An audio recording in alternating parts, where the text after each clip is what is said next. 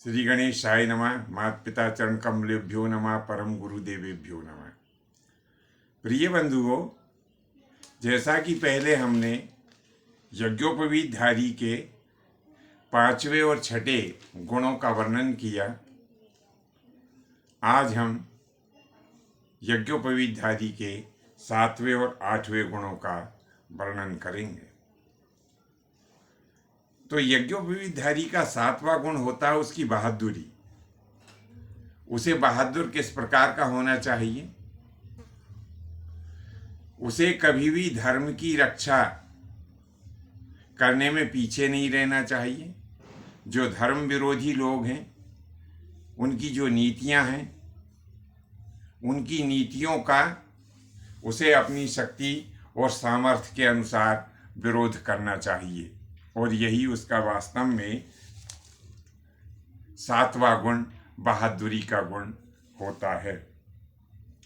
यहाँ मैं आपसे एक बार पुनः अनुरोध कर लूँ कि यदि आपने हमारा चैनल लाइव, सब्सक्राइब और शेयर नहीं किया हो तो तुरंत ही बेल आइकन दबाएं, हमारे चैनल की सदस्यता लें, ताकि आपको ऐसे और दूसरे अन्य वीडियो हमारे प्राप्त होते रहें। 8वां गुण है उसका कि उसे दयालु होना चाहिए। तो यज्ञोपवीतधारी व्यक्ति को सभी जीवों के ऊपर दया करना चाहिए। कभी किसी जीव का अकारण वध नहीं करना चाहिए और कभी किसी भी जीव को अकारण कष्ट नहीं देना चाहिए।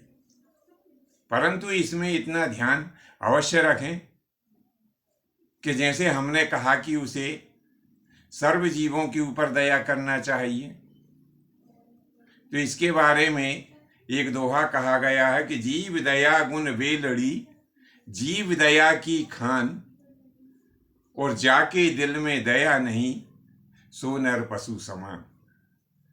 इसीलिए यज्ञोपवीतधारी व्यक्ति को दयावान होना चाहिए।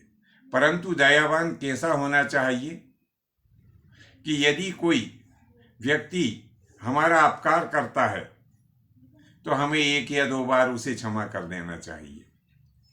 लेकिन क्षमा करने के बाद भी यदि वो बार बार हमारा अहित करता है तो निश्चित ही फिर ऐसे व्यक्ति को दंड देना चाहिए।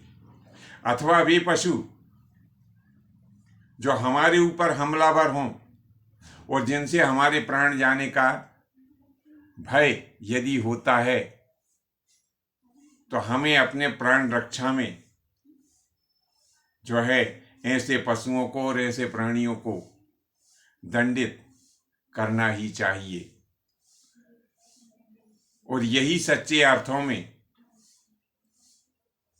दया का भाव होता है। यदि कोई जो है विदेशी हमारे देश में या हमारे देश के ऊपर हमला करता है तो हमें अपनी सामर्थ्य के अनुसार ऐसे व्यक्ति को उचित दंड देना चाहिए। यही सच्चे अर्थों में जीवों के ऊपर दया होती है। यदि हम ऐसे व्यक्ति का विरोध नहीं करेंगे जो हमारे देश के ऊपर हमला कर रहा है, जो हमारे समाज के ऊपर हमला कर रहा है, जो हमारे देश और समाज के लिए घातक है, यदि हम उसका विरोध नहीं करेंगे तो हमें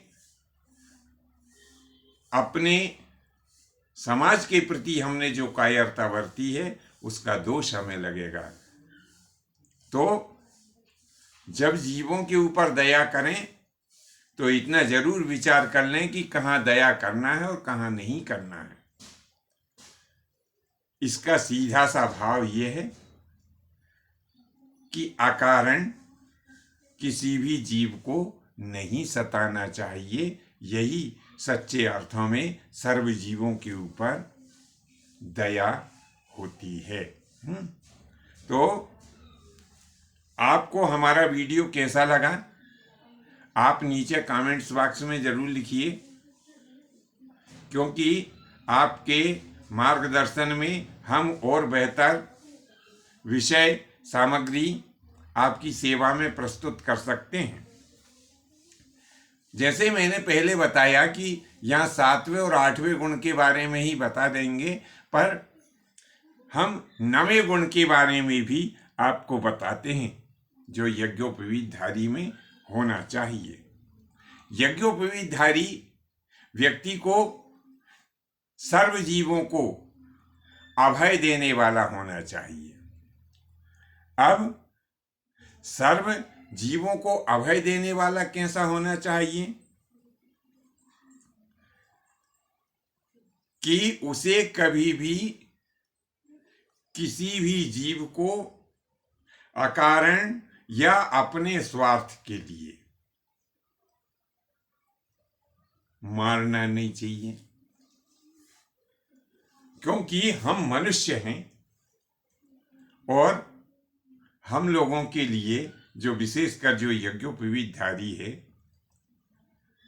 उन्हें सर्व जीवों के ऊपर दया करना चाहिए, क्योंकि यदि वो सब जीवों के ऊपर दया नहीं करेंगे और अकारण ही किसी जीव का वध करेंगे तो उन्हें जीव हत्या लगेगी। लेकिन जहां आवश्यक हो, जैसे मैंने बताया कि पहले देश और समाज के ऊपर यदि कोई आंच आती हो तो वहां फिर हमें शस्त्र भी उठाना चाहिए, और यही हमारा सच्चे अर्थों में सर्व जीवों को अभय देने का गुण सार्थक हो सकेगा। तो आपको हमारा वीडियो कैसा लगा नीचे कमेंट्स बॉक्स में ज़रूर लिखें, और यदि कोई ज्योतिष संबंधी आप प्रश्न पूछना चाहते हैं तो वह निसंकोच हमसे पूछ सकते हैं। उनका यथोचित उत्तर आपको देने की कोशिश हमारे द्वारा की जाएगी। तब तक के लिए हमें आज्ञा दीजिए। धन्यवाद। जय माता की, जय परशुराम जी की।